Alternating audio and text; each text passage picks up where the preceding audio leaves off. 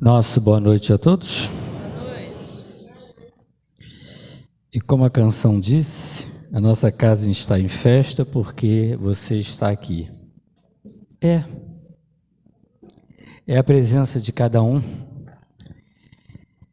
que faz a gente estar aqui, reunidos em nome de Jesus, sob as bênçãos de Bezerra, os nossos amigos espirituais.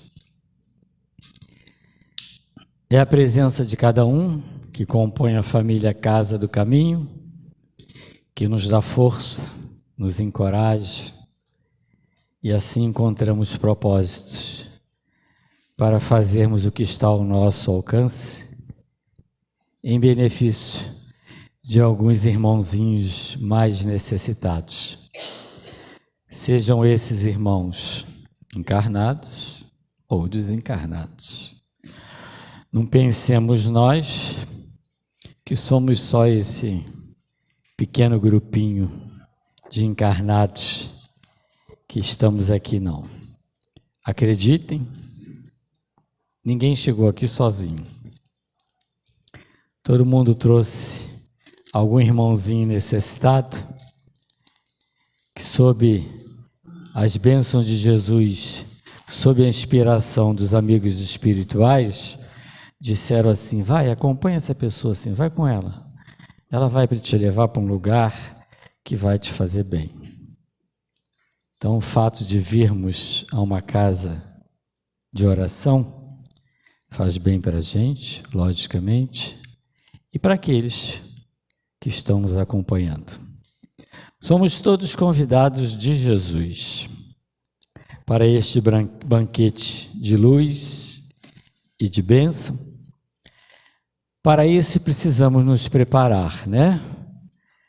Para sermos agraciados com essa bênção, para que possamos merecer. Então, nosso preparo inicia desligando o celular, tá? Para não nos incomodar, e nos ligando somente em pensamento, em coração, ao mundo espiritual, aos benfeitores e aos amigos. Com a certeza que ao final sairemos todos refeitos, confortados, aliviados e fortalecidos, porque lá fora a gente sabe, o dia a dia não é fácil para nenhum de nós, sem exceção. Mas vamos lá, estamos num planeta de provas e expiações e precisamos passar por tudo isso. E o nosso grande convidado da noite, nosso grande expositor, é o nosso irmão Breno Araújo, que é um trabalhador da agremiação espírita Pedro II, que fica no Meier. Mais uma vez atende ao nosso convite e aqui está, nos dando a honra da sua presença. Desde já ficamos gratos. A leitura inicial do livro Vigiai e Orai, psicografia de Carlos Barcelli pelo irmão José, tem como título Misticismo e Rituais. Misticismo e rituais exteriores não te auxiliam por dentro. Não te apegues a qualquer prática exterior de crença. Seja a consciência o teu altar de oferendas a Deus. Os benfeitores espirituais sempre encontram o endereço de quem trabalha no bem dos semelhantes. A fé dispensa qualquer culto formal. Não é mais forte que o poder curativo da prece. Quando se tem mérito, das mãos de um criminoso se recebe a bênção. Esclarece-te, não te permitas explorar pelos falsos profetas. Atitudes místicas e rituais não substituem a postura íntima da alma em sua reverência ao Criador. Então é isso, queremos, mas precisamos fazer por onde merecer. E que Jesus nos abençoe. Vamos ouvir a prece inicial com a nossa irmã Cecília.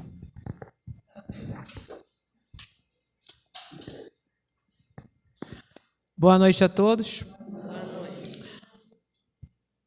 Amado Mestre Jesus, viemos aqui essa noite para aprender um pouco mais de como nos conduzir no planeta Terra. Dá-nos força, luz e coragem, Senhor, para que possamos aprender a nos conduzir de uma maneira mais equilibrada. Dá-nos coragem, equilíbrio físico, mental e espiritual. Olhai, Senhor, pelos nossos familiares, pelos nossos amigos, pelos irmãos que estão nas ruas, nos presídios, pelos irmãos suicidas, pelos irmãos ainda que não despertaram para o verdadeiro valor da vida terrena. Que essa noite de hoje seja de aprendizado para que possamos atingir a nossa plenitude. Obrigada por tudo, graças a Deus, assim seja. E assim, com muito prazer, passamos a palavra ao nosso irmão.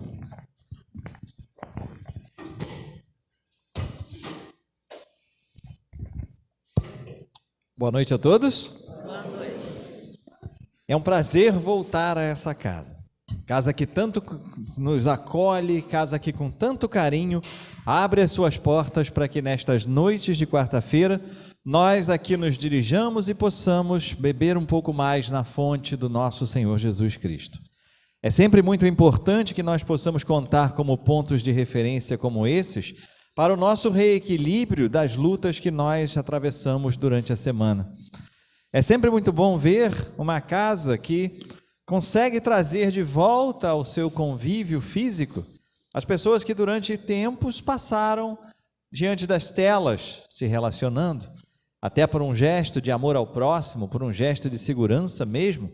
As casas espíritas, assim como quase tudo, precisou ser fechado durante 2 anos, e em muitas casas, de muitas correntes religiosas, nós temos observado que as pessoas parecem terem se acostumado de tal forma à relação virtual que esqueceram desse contato físico bonito que nós vemos aqui hoje nessa noite. Então, primeiramente, já deixo as felicitações e os parabéns a todos que decidem estar aqui fisicamente, mesmo hoje, com tantas portas largas se abrindo para nós. Porque hoje nós podemos estar nas nossas casas e quando nós quisermos ter um estudo de qualidade, nós abrimos lá o aplicativo de vídeos e podemos assistir uma palestra de um Haroldo Dutra, de um Divaldo Pereira Franco, de um Raul Teixeira. Podemos assistir palestras de qualidade muito superior a que nós possamos ter hoje aqui, por exemplo. Então, quando nós queremos estudar, há muitas salas virtuais que aceitam inscrições para que as pessoas possam, de suas casas, participar do Livro dos Espíritos, do Evangelho segundo o Espiritismo, do Livro dos Médiuns, da Gênese e de toda a obra espírita, se for possível. Há também a questão do passe, né? Mas mesmo naqueles momentos de fechamento das casas, nós éramos muito firmes em dizer que o passe seria dado a cada pessoa nas suas casas. A espiritualidade não abandonaria ninguém, a espiritualidade iria até os nossos lares e iria nos banhar com as vibrações benfazejas de mais alto. A água fluidificada também, a mesma coisa. Nós colocávamos em nossas mesas de cabeceira a nossa garrafa, o nosso copo, e ali poderíamos ter esse remédio fluídico que os espíritos nos proporcionam sem sair da nossa casa. Então nós nos acostumamos a receber o ensino das palestras, nós acostumamos a receber o conhecimento dos estudos, nós acostumamos a receber o reequilíbrio através do passe, nós acostumamos a receber a compensação energética da água fluidificada sem precisarmos sair de casa.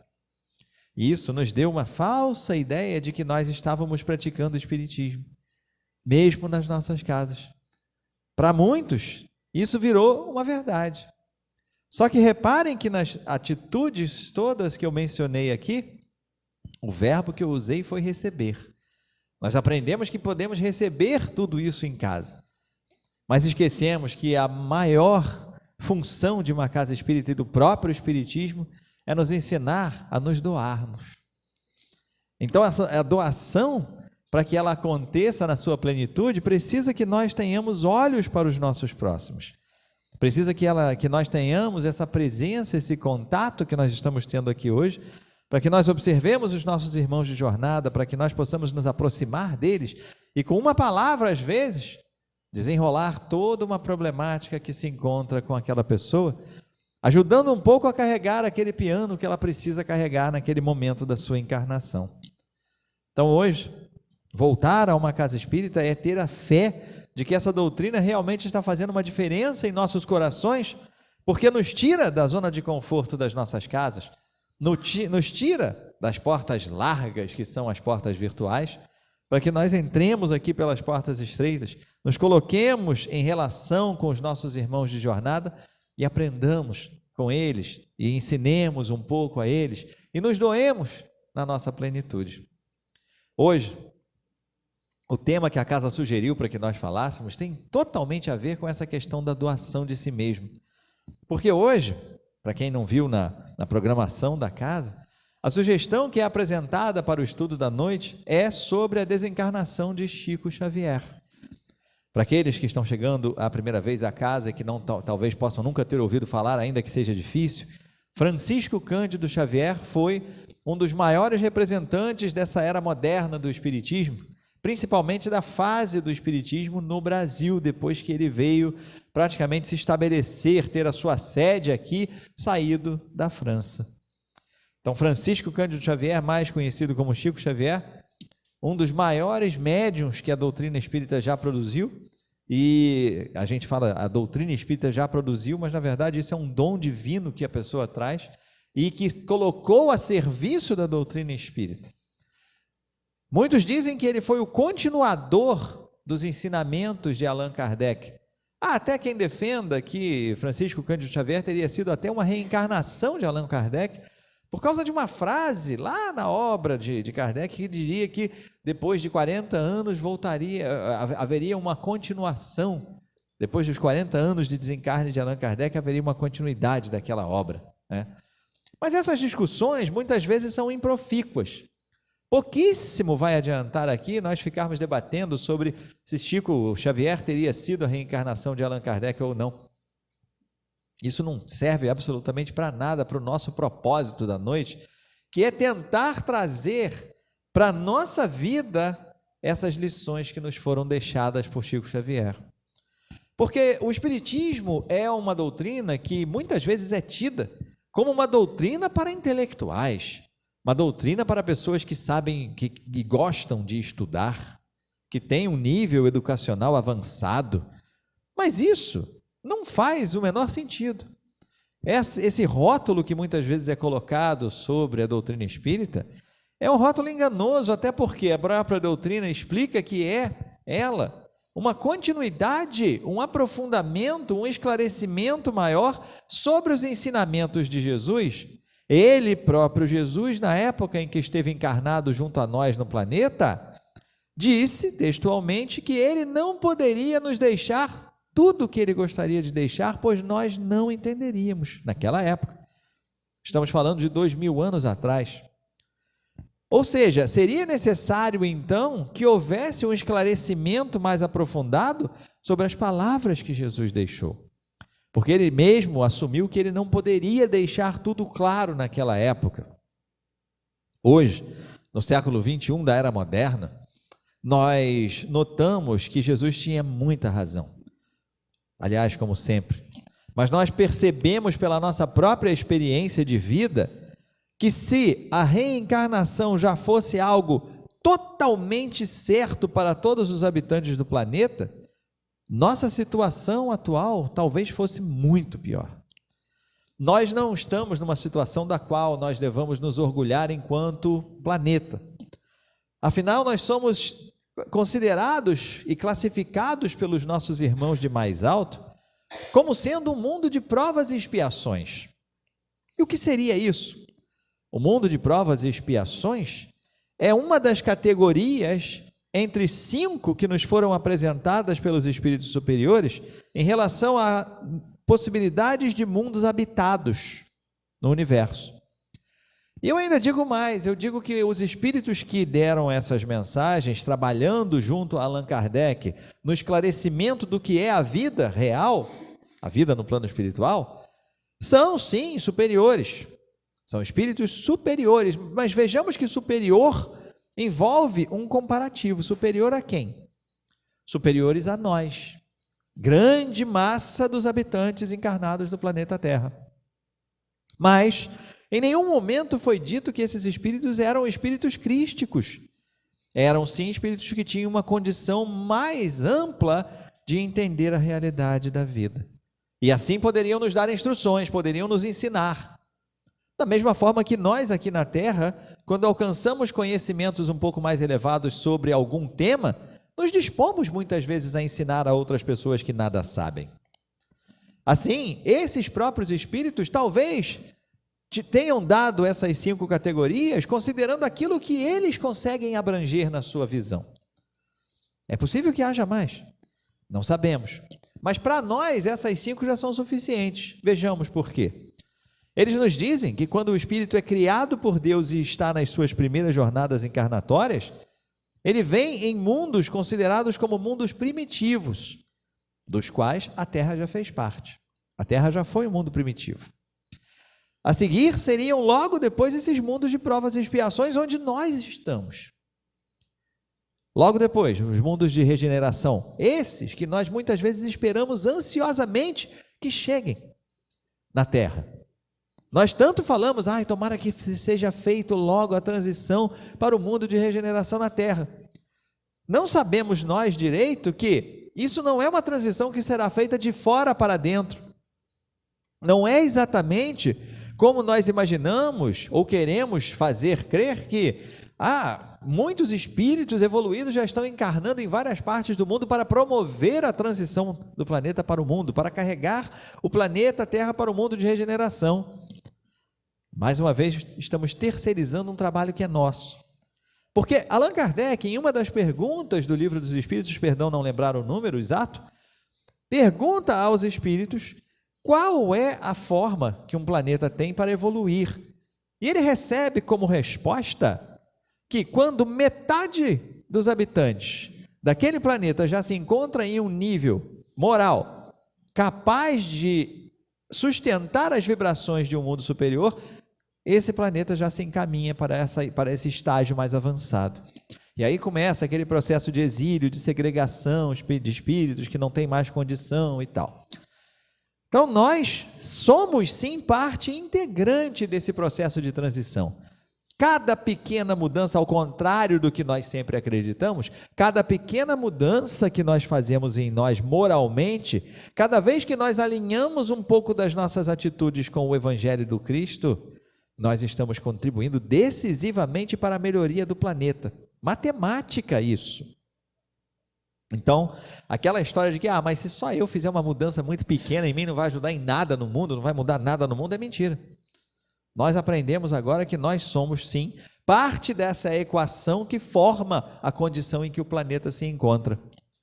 Se nós queremos que o planeta mude para um estágio de regeneração, onde o mal terá menos espaço, nós temos que dar menos espaço para o mal dentro de nós mesmos. E o propósito de um estudo como o de hoje da vida, e mais especificamente do desencarne de Chico Xavier, de uma pessoa como Francisco Cândido Xavier, é justamente para que nós aprendamos a transportar os exemplos que pessoas como ele nos dão para a nossa realidade, porque isso é alcançar felicidade. Vejamos, se uma pequena melhora que nós façamos em nós mesmos no nível moral contribui para que todo um planeta se eleve a um estágio maior e possa ir deixando a quantidade de mal para trás, isso é o que nós buscamos para sermos felizes. Ou seja, exemplos como de Madre Teresa, de Chico Xavier, de Betinho, de Nelson Mandela, de tantos outros que nós podemos mencionar em várias correntes religiosas ou até mesmo nenhuma, são exemplos que fazem com que nós possamos olhar e ver, bom, isso é o caminho da felicidade, porque a felicidade é quando o mal não mais nos assolar, ou deixar de ser predominante. Exemplos como o de Francisco Cândido Xavier precisam ser estudados não como a pessoa Francisco Cândido Xavier. Até mesmo se nós olharmos alguns ensinamentos que a doutrina espírita nos traz, nós vamos entender isso de uma forma mais clara. Vejamos uma referência que possamos fazer à pergunta número 785, essa eu gravei, de O Livro dos Espíritos. Quando Kardec indaga aos nossos irmãos do mundo maior, qual o maior obstáculo ao progresso?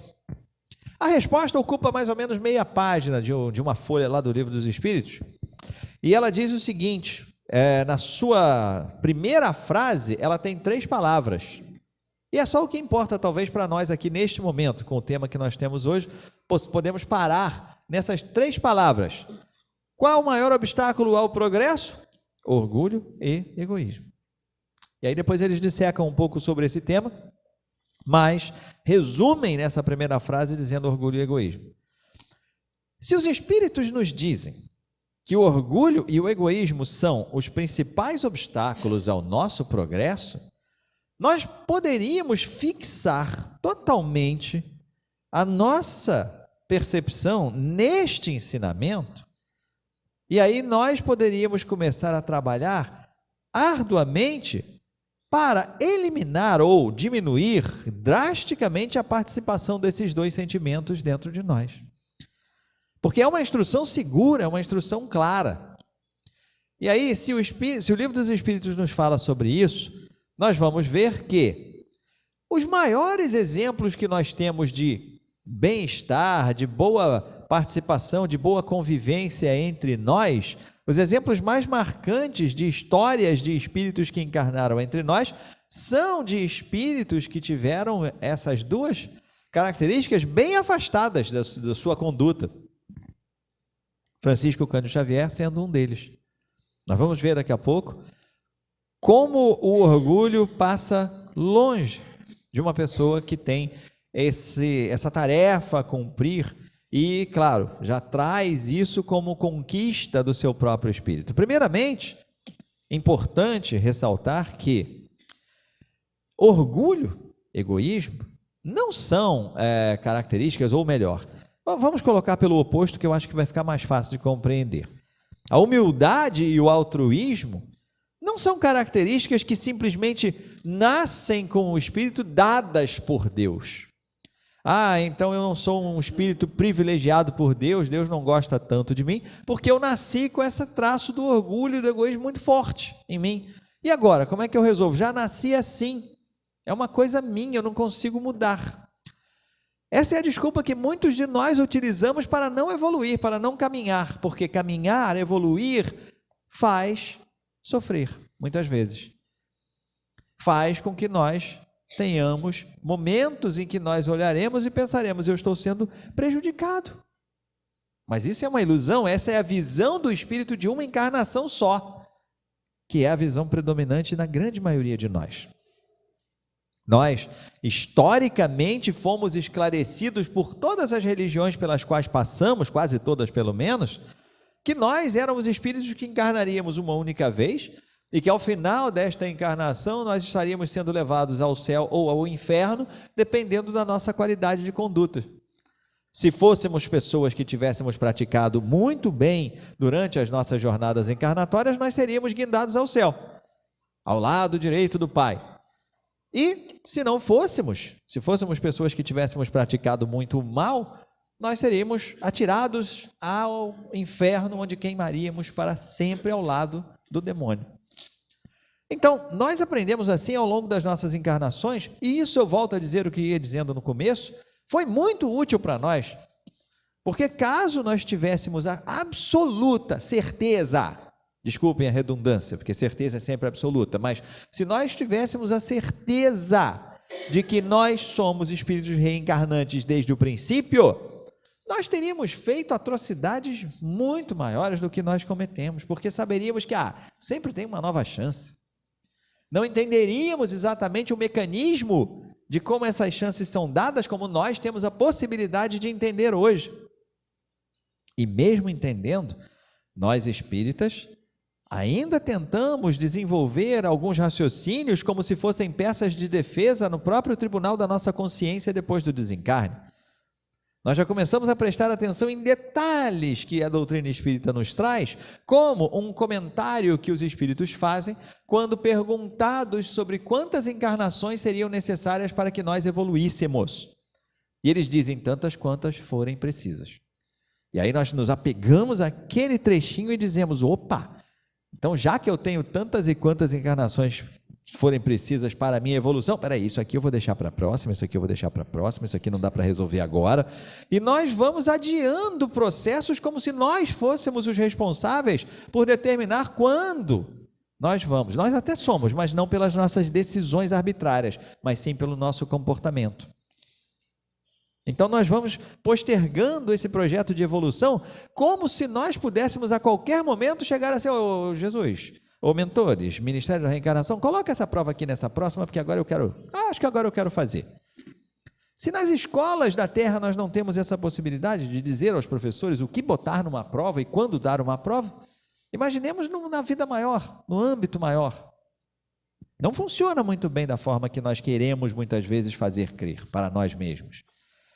E olhar para exemplos como Francisco Cândido Xavier fazem com que nós tenhamos a certeza de que agora nós temos a necessidade de caminhar de uma forma um pouco mais intensa, porque antes, quando o exemplo era Jesus, nós olhávamos para as atitudes de Jesus, quando cometíamos os nossos atos em desalinho com o Evangelho e éramos confrontados com a moral cristã, nós dizíamos, mas ele é Jesus, né? Aí não conta, ele é o espírito de escola, o espírito evoluído, o filho preferido de Deus. Não, ele é Jesus, não dá para me comparar com Jesus, que é um ledo engano. Parece estranho dizer isso, né? Parece assim, o cara está obsidiado, ele está querendo que a gente se compare ao Mestre Jesus. Não sou eu que quis isso. Foi Jesus quem quis isso quando veio até nós. Ele quis determinar um exemplo de o que é possível se fazer enquanto ser encarnado. Nós não estamos aqui querendo nos comparar ao Jesus governador do planeta Terra. Nós não estamos querendo aqui nos comparar ao engenheiro celeste que ajudou a construir esse planeta na sua forma material e espiritual. Não é a esse, de bilhões de anos de encarnações à frente de nós, com quem nós estamos querendo uma comparação. Nós estamos querendo comparar com aquele que veio num corpício igual a esse nosso e agiu como nós deveríamos buscar agir. Mas, se nós tínhamos a ideia de que, mas ele era Jesus, então eu sou muito inferiorzinho ainda, nessa hora da crise de humildade nos espíritas, né? Então agora nós temos outros exemplos, nós temos os exemplos como o de Chico Xavier, para quem nós olhamos e pensamos, é uma pessoa, gente, nasceu pobre numa cidade pequena, não nasceu numa grande capital, nasceu numa cidade chamada Pedro Leopoldo, em Minas Gerais, no ano de 1910, dia 2 de abril, e viveu praticamente a sua vida no interior de Minas Gerais, Uberaba, Pedro Leopoldo, ali naquela redondeza, né? E por que o desencarne de Francisco Cândido Xavier nos interessa tanto? Porque justamente é um fenômeno pelo qual todos nós passaremos um dia. Agora está até melhor entender isso, né? Porque quando eu era pequeno, meu pai sempre me dava uma frase muito otimista. Ele dizia para a gente assim, meu filho, a única coisa que a gente sabe desde que nasce é que vai morrer. Eu achava aquilo assim aterrorizante. Até os meus 28 anos de idade, quando eu entrei pela primeira vez num centro espírita, faz uns 5 anos isso, pode ver,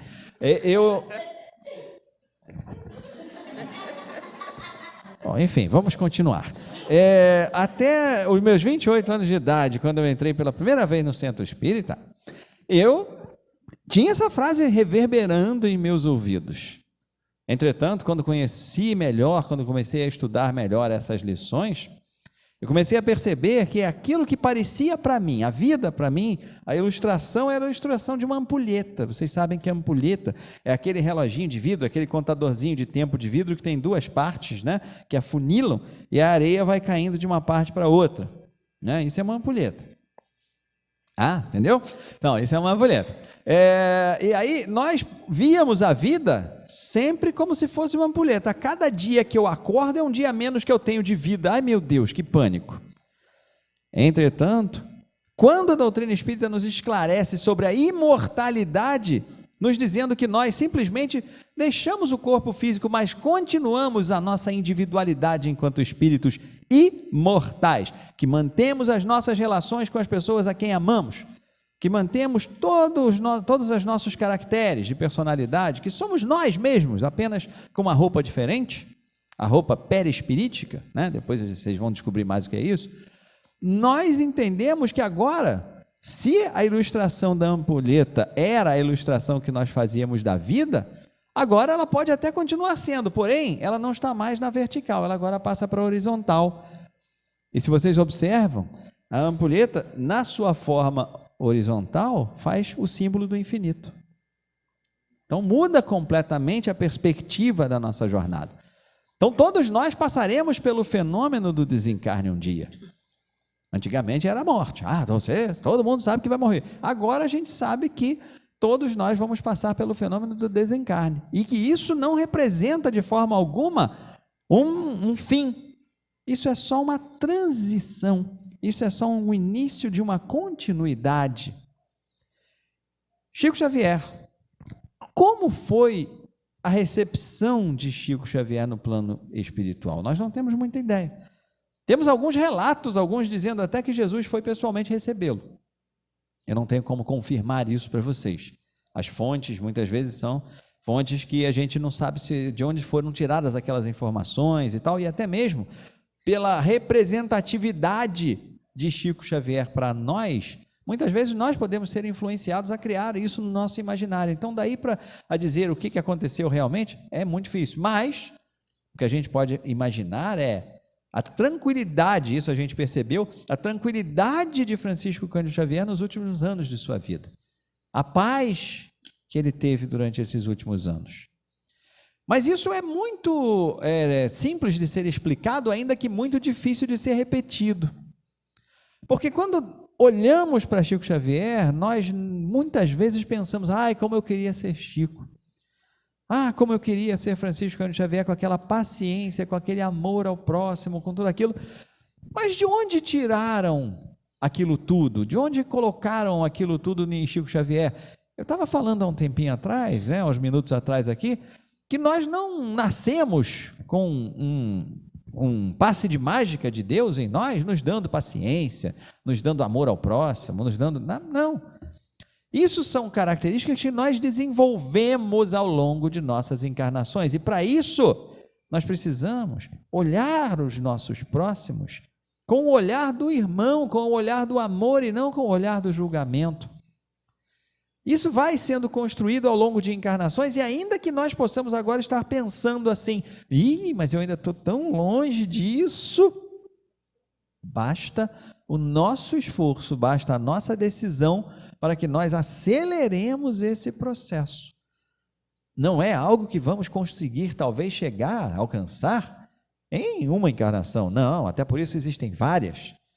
Mas se nós simplesmente nos acomodarmos com o fato de que, paciência foi uma coisa que não me foi dada nessa encarnação, então, porque não é dado a ninguém. Nós construímos, é o nosso mérito. Calma, não é uma coisa que eu tenho nessa encarnação, desenvolvamos. Outro dia eu conversava com uma pessoa que me dizia isso, Deus, dai-me paciência, e eu perguntei por quê? Não vamos expor as pessoas, né? Então, dai-me paciência. E aí, Deus deve estar olhando lá e pensando assim, mas eu dei. Por quê? Eu perguntei para a pessoa, desculpa, por que você está falando a frase Deus, dai-me paciência? Eu falei, porque você não sabe, lá no trabalho tem uma pessoa que, mas ela me desequilibra, não tem condição de trabalhar com aquela pessoa e tal, não sei o quê. Aí está a ação de Deus a te dar paciência. Paciência não é algo que vem numa caixinha embrulhado com um laço maravilhoso e um cartão de presente de Deus para você. Deus sim colocou uma pessoa bastante complicada na sua vida para que justamente você pudesse desenvolver essa característica da paciência. Porque seria muito, muito bom se nós fôssemos filhos de um casal, Francisco Cândido Xavier e Madre Teresa de Calcutá. Mas o que isso nos contribuiria no desenvolvimento de valores espirituais? De desafios aos valores negativos que nós ainda trazemos dentro de nossa personalidade. Então, evidentemente que todos, desde o amiguinho da escola complicado, chatinho, implicante, até aqueles companheiros de trabalho ou até aqueles familiares que nós consideramos difíceis, são presentes de Deus na nossa vida para que nós possamos nos harmonizar com a lei divina e não deixá-los desarmonizar a nossa própria personalidade. Então, esses são os representantes da ação de Deus em nossas vidas. E se nós perguntarmos àquelas pessoas, é muito provável que nós também ouçamos delas que nós somos complicados. Mas geralmente é o outro que é complicado, não somos nós, né? Então, quando olhamos a jornada de Francisco Cândido Xavier e pensamos, como eu gostaria de ser Francisco Cândido Xavier, nós esquecemos que nós podemos ser. Mas depende tudo isso de uma construção que nós mesmos temos que fazer. A construção de toda uma história como a de Francisco Cândido Xavier, é claro que no caso dele é extremamente provável que ele já tenha um nível acima do nosso, ou já tivesse um nível acima do nosso em 1910, quando encarnou aqui entre nós. É bem provável. Mas isso não é passe de mágica. Em outras jornadas encarnatórias, ele trabalhou arduamente para desenvolver isso em si mesmo. Em alguns séculos, quem sabe nós não seremos os Chicos de outras populações. Aqueles que encarnarão também para passar pelas agruras da vida sorrindo, ou pelo menos de uma forma resignada e ensinando aos companheiros que a aceitação muitas vezes é o caminho para a felicidade e para a libertação. E essa aceitação não pode ser confundida com uma aceitação passiva. Então tá, é isso que Deus colocou para mim. Não, é aceitação com a luta, sempre. Mas, quando a luta for no seu máximo e não produzir resultados, que nós entendamos que o resultado é aquele que já está ali, preparado por Deus para nos ensinar alguma coisa. E Chico sempre fez isso. Chico trabalhou até os 92 anos de idade, ele desencarnou no ano de 2002, né? E aliás, no dia 30 de junho, é óbvio que essa é uma razão pela qual hoje, dia 28 de junho, nós estamos aqui fazendo essa homenagem a ele. Desencarnou no ano de 2002, 30 de junho, e esses 92 anos, né, incluindo alguns da infância, foram de serviço ao próximo.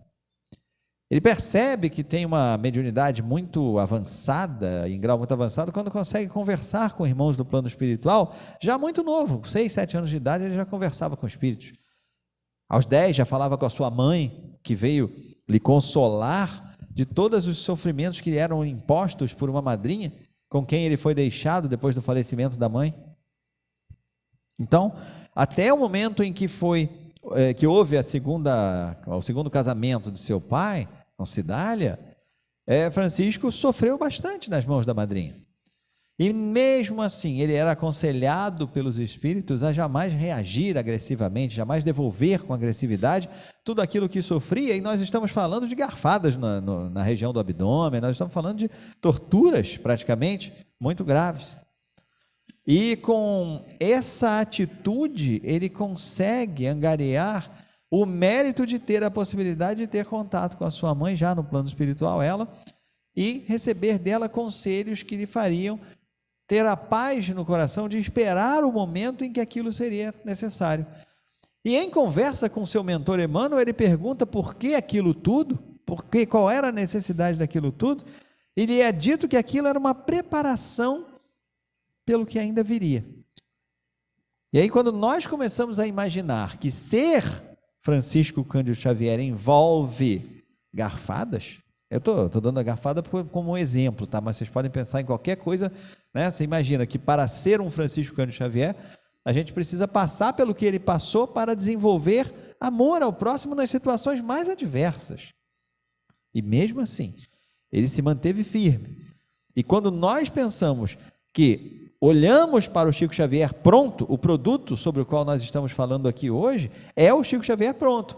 Mas quando nós vamos desempacotando esse produto e olhando os seus desdobramentos, nós vamos lá na biografia, lá atrás, e vemos esses fatos. E aí nós pensamos, será que eu quero mesmo ser o Chico Xavier? Será que se eu tivesse mesmo que escolher agora, se me dessem a chance, olha, a próxima encarnação você pode escolher uma encarnação xavierana.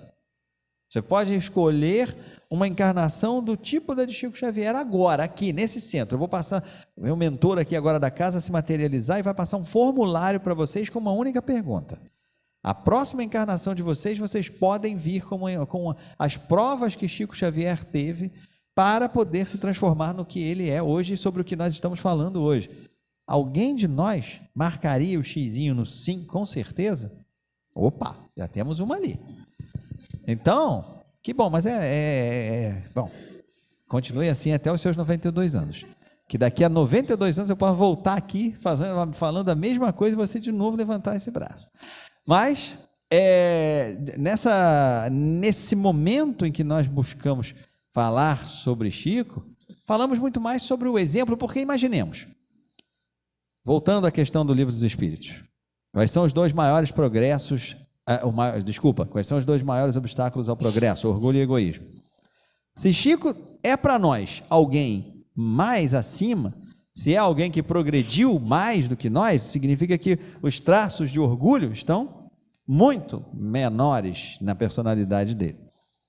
Isso significa que, de onde ele está agora, nos vendo, de alguma forma, qual seria o desejo dele? Que nós ficássemos aqui durante essa hora que nos foi concedida a falar sobre ele, exaltando a sua personalidade, elogiando o seu comportamento, dizendo o quanto ele é maravilhoso, o quanto ele é bondoso, o quanto ele é caridoso, o quanto ele é amoroso.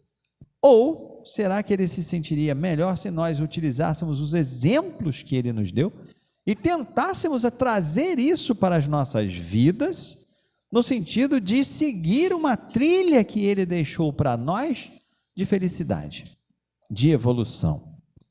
Eu não teria dúvidas em responder que a preferência de Chico agora não seria nunca ter o seu nome exaltado, não seria nunca ter a sua personalidade colocada em evidência, mas sim os seus atos, aquilo que ele praticou, como sendo importantes para nós, para que pudéssemos, replicando esses atos, atingir o estágio que ele atingiu.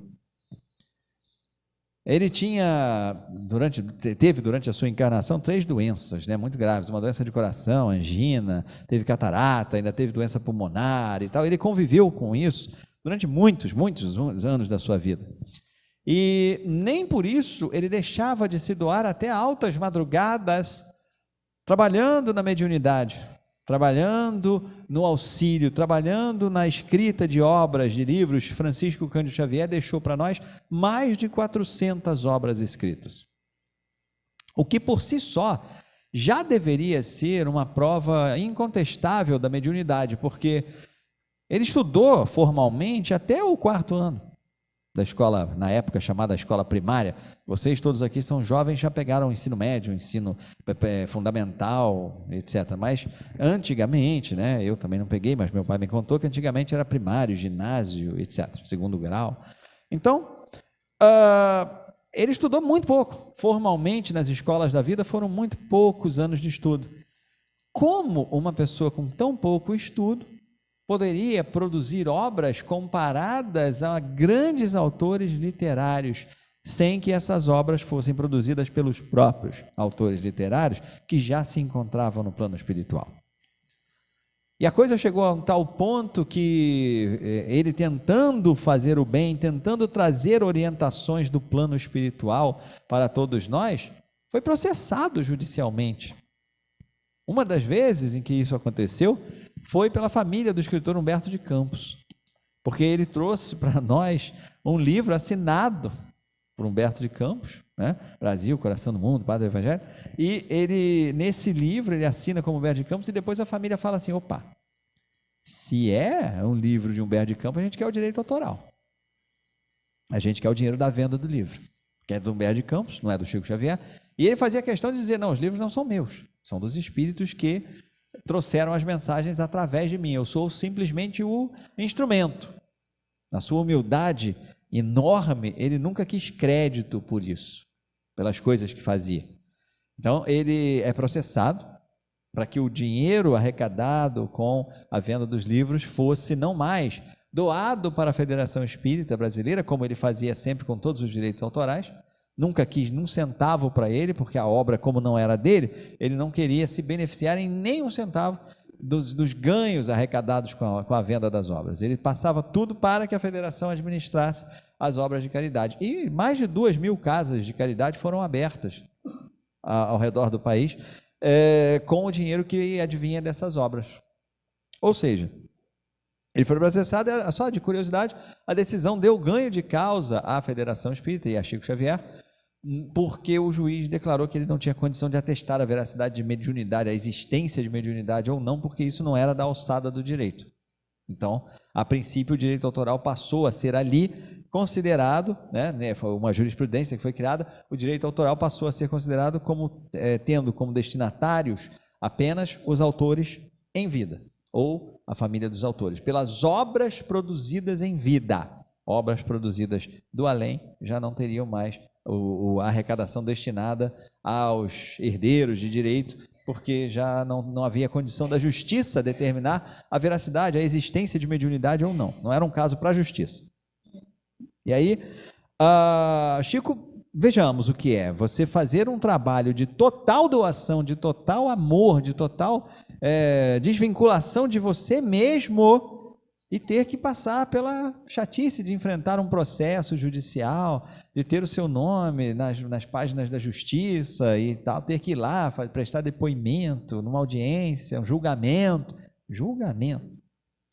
É mais ou menos a repetição lá do julgamento de Jesus, né? Claro, guardadas as devidas proporções, é alguém que esteve sempre à frente de movimentos do bem e que é levado a um tribunal para ser absolvido ou condenado. Felizmente, nesse caso aqui, ele foi absolvido. Então, ser Chico Xavier é trabalhar incessantemente, mesmo com todas as 3 doenças que lhe acometiam gravemente, em muitos momentos, e abdicar do seu próprio bem-estar em prol de mães que lhe procuravam, muitas vezes para saber notícias de seus filhos que haviam partido ao plano espiritual antes delas. O que era na visão e é um pouco na visão de todos nós, uma inversão da lei natural, porque o que se espera da natureza é que pais venham a falecer, venham a desencarnar antes de seus filhos. Então, quando acontecia o reverso, o desespero era tanto que as pessoas precisavam de alguma forma entender o porquê daquilo e buscavam Chico Xavier, que chamava em mediunidade o espírito do filho, da filha que havia partido, e na esmagadora maioria das vezes era concedido a ele a benesse de escrever uma mensagem daquele espírito para seu pai, sua mãe, sua família. Então, mesmo tendo esse trabalho voltado no amor, voltado para o bem, ele passava por essas incompreensões da sociedade. Certa vez ele foi testado por 2 repórteres que queriam provar que ele era um charlatão, e os 2 repórteres brasileiros, e os 2 repórteres se fizeram passar por estrangeiros, falando inglês com ele, pediram uma entrevista, foram até lá entrevistar, e receberam de Chico, com o tradutor lá, o Chico estava com o tradutor, eles faziam a pergunta, o tradutor falava, o Chico respondia, eles traduziam, e os jornalistas ali simplesmente, pensando, quer ver como eu vou enrolar esse cara? Esse cara não é médium coisa nenhuma, se ele é médium ele vai saber que eu sou um impostor aqui. Durante a conversa, Chico nada disse a eles, sobre eles serem pessoas que estavam ali falseando uma identidade.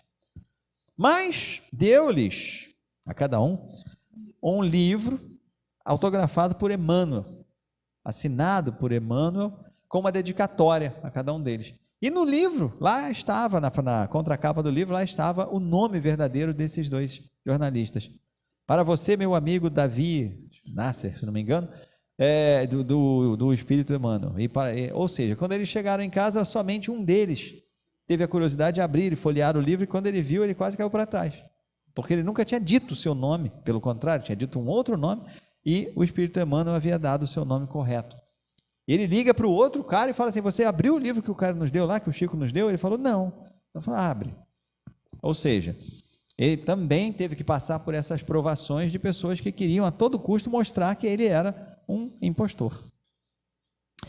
Como um homem encarnado, né, e como um espírito ainda num nível de provas e expiações, ainda que melhor do que nós, mas vinculado ainda a um planeta de provas e expiações, ele também tinha os seus medos, né? E aí vem a célebre história do avião, quando o avião começa a tremer muito, ele começa a gritar com medo da morte e leva um pito do Emmanuel, dizendo: vai morrer com dignidade, pelo menos, para de gritar e incomodar os outros. Ou seja, são fraquezas que nós também temos e que podemos nos identificar com Chico nesses pontos.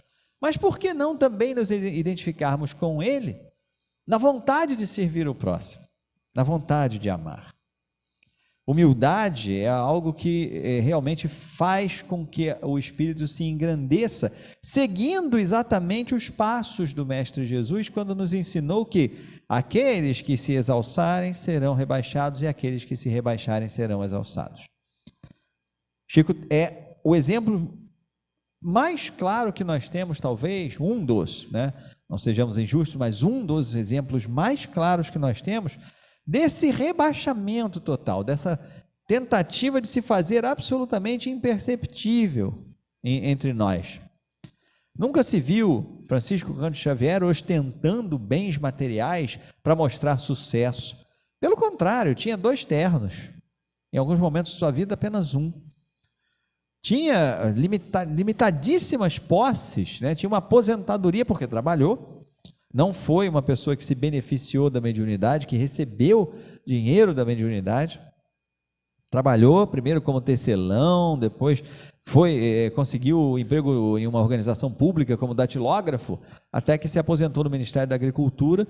E durante o seu período de atividade profissional, ele foi extremamente ativo no serviço ao próximo, a ponto de muitas vezes chegar esgotado ao trabalho, porque no dia anterior, na noite anterior, havia trabalhado com os espíritos até 2, 3 horas da manhã, escrevendo obras, consolando corações, nas reuniões no Centro Espírita de Pedro Leopoldo, depois em Uberaba. Então foi uma pessoa que hoje, por exemplo, quando nós temos um contratempo na madrugada, um som que nos incomoda e que nos acorda, nós praticamente viramos bicho. Eu não consigo dormir nesse lugar e tal. Acordamos no dia seguinte com um mau humor, por causa daquele barulhinho. De 30 segundos durante a madrugada, nós levamos durante 30 horas aquele mau humor. E o Chico de boas, ficava tranquilo, trabalhando lá com os espíritos, ficava esgotado, mas continuava o seu serviço de doação. E sem nunca ter dito: chegando no trabalho, gente, olha, hoje eu estou acabado, ontem eu fiquei servindo a espiritualidade até 2 horas da manhã e tal. Nunca se ouviu isso da boca de Chico. Nunca foi algo do qual ele quis se gabar, nunca foi algo do que ele quis tirar proveito pessoal. Pelo contrário, ele dizia que era um dom que ele tinha e que ele teria que usar aquilo para o trabalho do Evangelho de Jesus.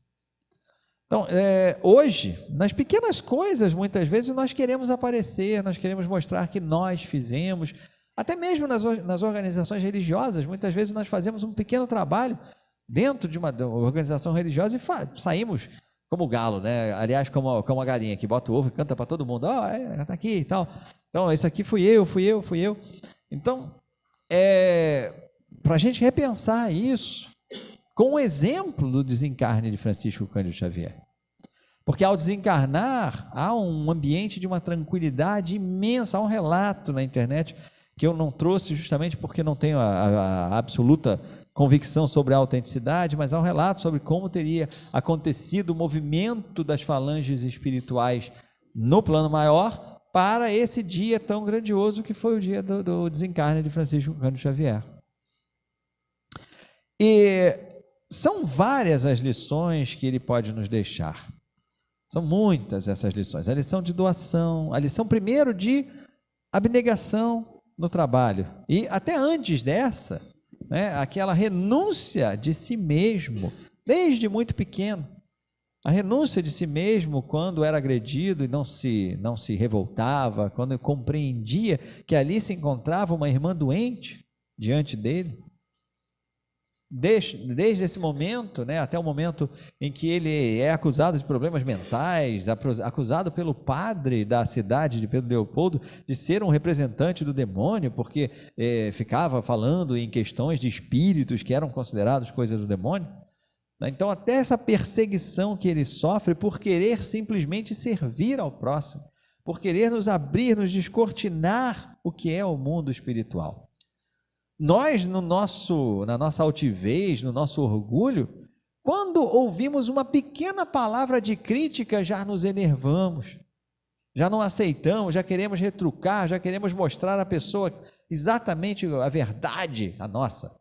Já queremos colocar a pessoa no seu devido lugar, como se nós soubéssemos. Então, nós temos essa dificuldade enorme de nos aproximar de Francisco Cândido Xavier, mas é uma dificuldade que é resolvida em duas palavras: orgulho e egoísmo. Lá na questão 785 do Livro dos Espíritos. Essa dificuldade faz com que nós ainda tenhamos que encarnar em mundos como este, de provas e expiações, e nas condições em que nós encarnamos, para que nós aprendamos muitas vezes a ter pequenos sucessos, e com aqueles pequenos sucessos nos calarmos, não utilizarmos esses sucessos para oprimir os nossos irmãos que não alcançaram, mas sim para dar-lhes as mãos e trazê-los até onde nós estamos. Mas normalmente nós não queremos isso, nós queremos o destaque, nós queremos os holofotes. E totalmente oposto ao que Francisco Cândido Xavier nos ensinou. Totalmente oposto à ideia de querer sempre fazer com que os espíritos se engrandecessem, que a obra fosse vista, que a obra fosse lida, que a obra fosse seguida, mas nunca que ele próprio fosse o personagem central de alguma coisa. Certa vez, Sueli Caldas Schubert escreveu que Francisco não era um médium somente durante as reuniões de trabalho com os espíritos. Ele era um médium que ajudava 24 horas por dia, intuído pelos seus mentores, por Emmanuel principalmente, na solução dos problemas das pessoas. Ela escreveu também que Francisco Cândido Xavier não era um espírita apenas nos momentos em que estava no centro, mas era um espírita 24 horas por dia, quando olhava para o seu irmão com carinho, quando entendia que o seu irmão, muitas vezes em desequilíbrio, precisava muito mais de uma oração, mais de um carinho, de um consolo, do que propriamente de uma resposta atravessada, grosseira. Então, esses exemplos, né, que são os exemplos que ele nos dá, são os que nós mais devemos estudar, para que nós possamos começar a visualizar como colocaremos isso em prática.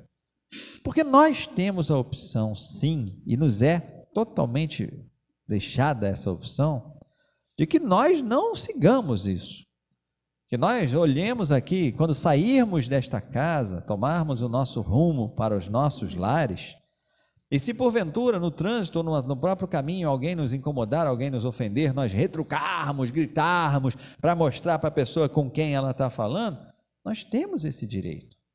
É uma decisão. Isso faz parte de um conceito basilar da doutrina espírita chamada livre-arbítrio. Porém, este conceito de livre-arbítrio está sempre atrelado ao conceito da responsabilidade. Então é isso que a gente aprende com Francisco Cândido Xavier. O seu desencarne foi consequência de todos os atos de resignação e de renúncia de si mesmo que ele teve durante a sua jornada. Mas para nós ainda é mais importante o status que nós temos diante da nossa comunidade, diante dos nossos colegas de trabalho, diante de nós mesmos e nosso orgulho, para que não possamos ficar por baixo. Não, eu não engulo sapo, eu não levo desaforo para casa. É um direito que nos assiste. E quando a doutrina espírita vem falar sobre responsabilidade, ela vem acabar com aquela ideia de que Deus castiga. Deus não faz isso com a gente. Deus não pune ninguém. Deus criou uma lei que é clara para todo mundo. E essa lei funciona basicamente como se eu, nesse momento, descesse aqui à frente desse pequeno palco onde nós estamos de cimento, resolvesse tirar o meu calçado de um dos pés e acertasse um chute muito forte na pedra de cimento.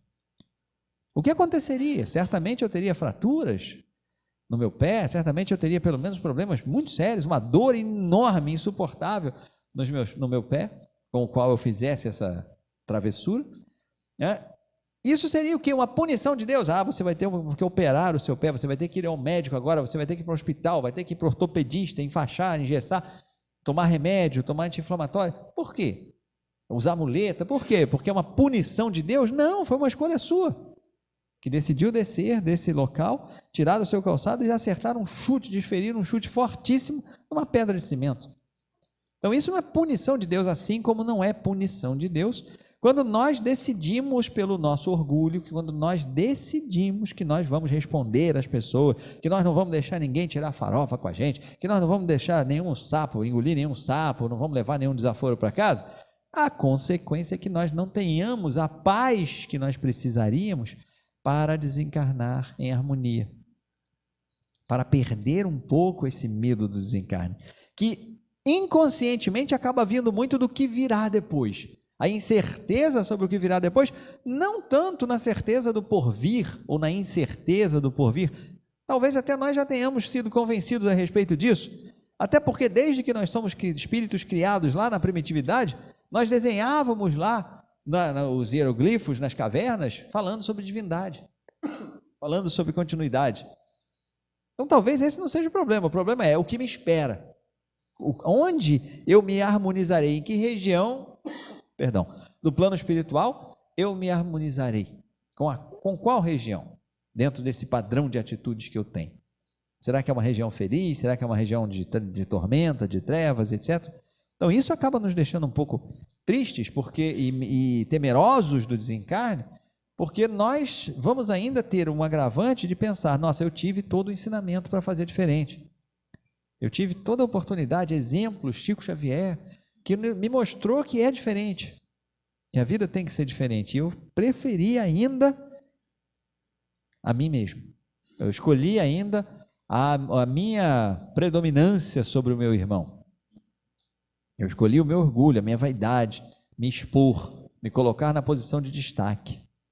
Então isso é muito difícil para nós, lidar com isso ainda não é fácil, e é por isso que muitos de nós temos um pouco de medo de questões como terapias psicológicas, como um estudo mais aprofundado da doutrina espírita e um estudo crítico, autocrítico, né? Porque se nós muitas vezes não temos tempo, dinheiro, paciência, vontade, não acreditamos na terapia psicológica, nós temos a doutrina espírita que poderia nos ajudar, não substituir, mas nos ajudar a ler aquilo que é previsto por Jesus para o nosso bem-estar e a nos questionar se nós estamos de acordo, em linha com aquilo, e o que falta para aquilo. Mas aí entra o descobrir de quem nós realmente somos, de que somos espíritos em provas e expiações, ainda lá coladinhos na primitividade, o que não é nada bom para o nosso orgulho, mas é extremamente necessário para que nós começamos a trilhar essa caminhada que Chico Xavier nos mostrou.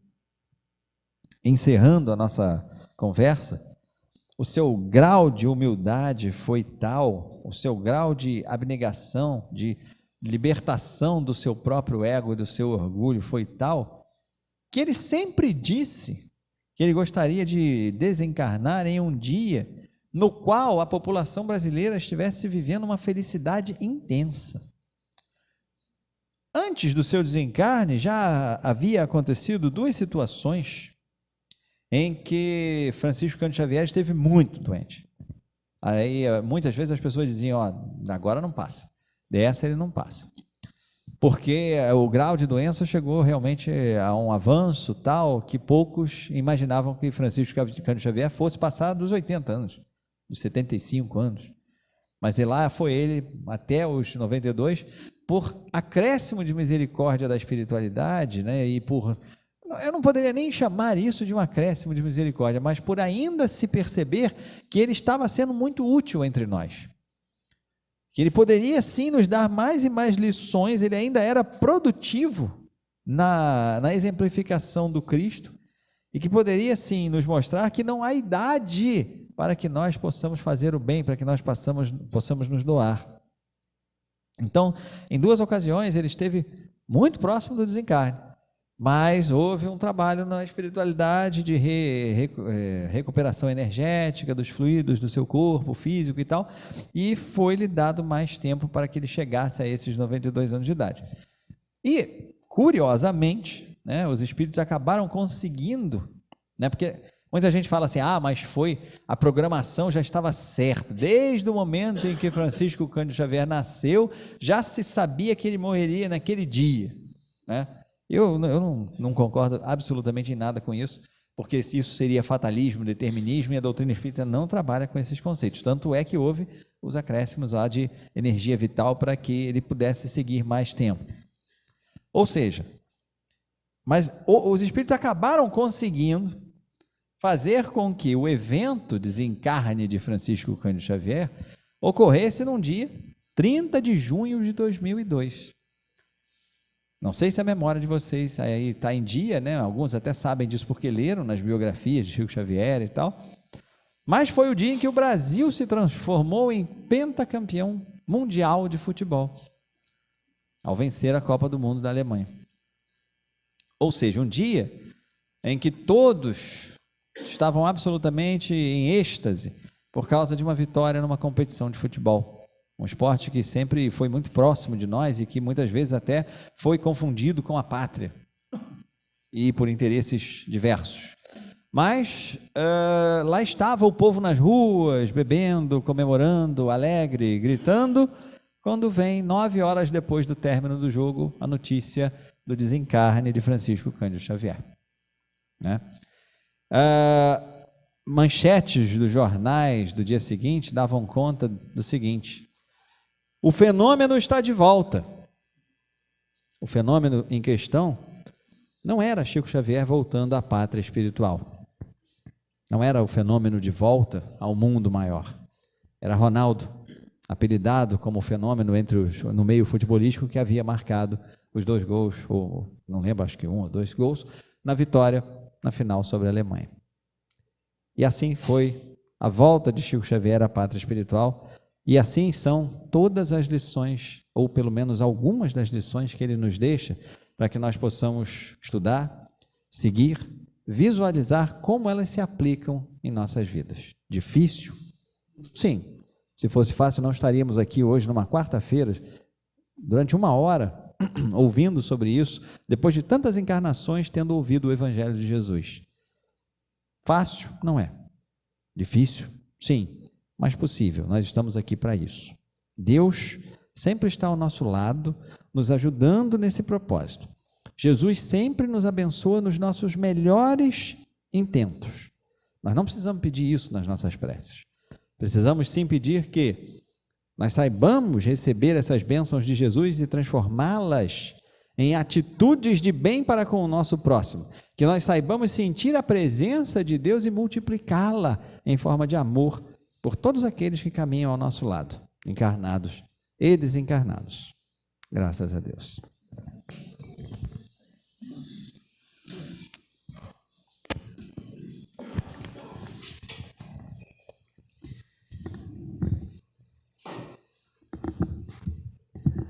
Pois é tão pouco, tão pequena a homenagem que podemos fazer ao nosso querido Chico, né? Diante do muito que ele deixou a todos nós, né? Esse ser de luz. E posso afirmar que nós somos assim privilegiados, pelo menos a grande maioria aqui, de termos sido contemporâneos do Chico, né? Termos convivido sabendo que ele estava aqui encarnado conosco, no nosso país. Outros futuramente vão conhecer Chico através da história somente. Mas nós tivemos esse privilégio. Esse ser de tanta luz, né? Que deixou e continuará existindo entre todos nós. E assim o nosso irmão com tanta propriedade, aqui trouxe a mensagem de Chico. O nosso muito obrigado ao nosso irmão pelo carinho, pela atenção, por atender ao nosso convite, levando o nosso abraço a todos da sua casa. E assim então, dando prosseguimento, nós vamos aos nossos passos.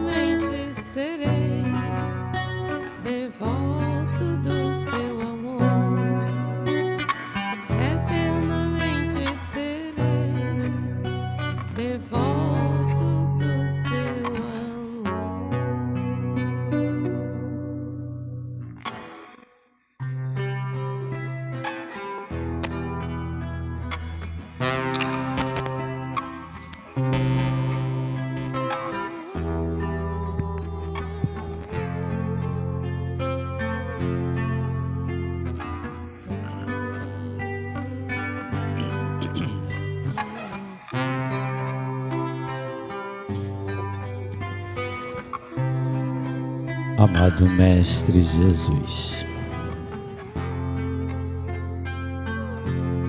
quão prazeroso a todos nós termos tido a graça de comungar contigo mais uma vez. Quão gratificante sentimos estes teus mensageiros do bem, esses amigos espirituais a nos envolver e orientar em mais uma noite de trabalho, de luz e de bênção. Hoje, Jesus querido, tentamos homenagear um pouquinho este nosso querido irmão Chico Xavier. Este ser de tanta luz que foi trazido ao nosso planeta, exemplo de humildade, dignidade, resignação, coragem, fé, todos os sentimentos mais nobres, que com certeza Jesus é o que queres de todos nós. Sim, esse nosso querido Chico Xavier, que com certeza aproveitou cada instante desta sua reencarnação. E como nos deixou exemplos que se arrastarão ao longo da nossa existência e de outros tantos que virão após nós. Sim, nos mostrou que tudo é possível quando cremos e quando queremos. Tantas vezes ainda temos dificuldades de deixar de lado o homem velho, rude, de vaidades, orgulhos e imperfeição. Achamos difícil, sim. Mas como será tão difícil se exemplo como o nosso querido Chico Xavier nos mostrou que é possível? Não que seja fácil, mas que é possível. A ti, querido irmão Chico, que temos tanta intimidade, somos gratos por tudo que fizestes, por tudo que deixastes, por tudo que nos mostrastes, que somos sim capazes de nos transformarmos em seres melhores, pois é este o nosso propósito nesta reencarnação. Somos sim capazes de nos melhorar para que possamos assim auxiliar o melhoramento do planeta. E aí, quem sabe, mereçamos um planeta regenerado. Tu, querido Chico, fizestes a tua parte dignamente. E por isso aqui estamos, te reverenciando. Não homenageando porque não precisas disso. A tua humildade não permite receber qualquer elogio. Mas sim, como este irmão de tanta luz, que tanto bem, tanta fraternidade deixou neste planeta. Obrigado, querido Chico, e permaneça conosco. Permaneça influenciando e rogando pelo nosso querido Brasil, o país em que estiveste na tua mais recente reencarnação.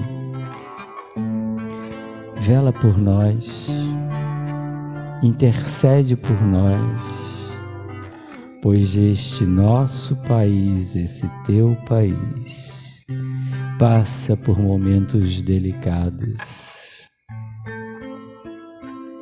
Que a tua luz, a tua dignidade, a tua perseverança, mas acima de tudo, o teu amor ao próximo, possa tocar todos os políticos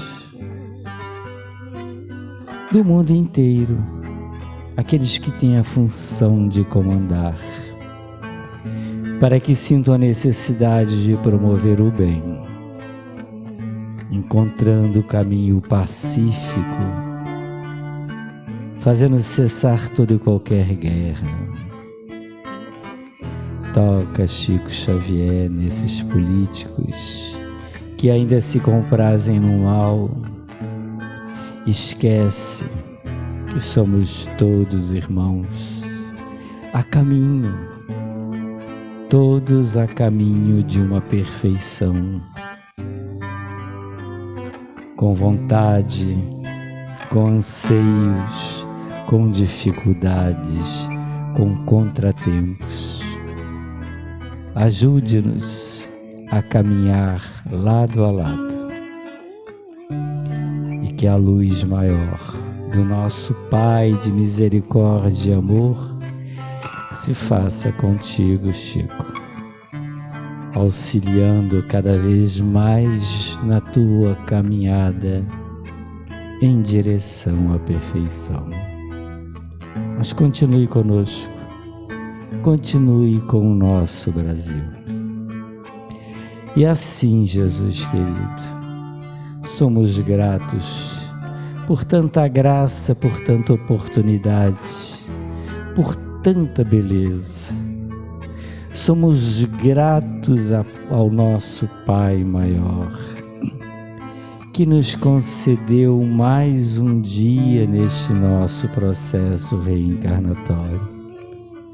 E que dia tivemos de tanta luz, de tanto calor, de tanta beleza.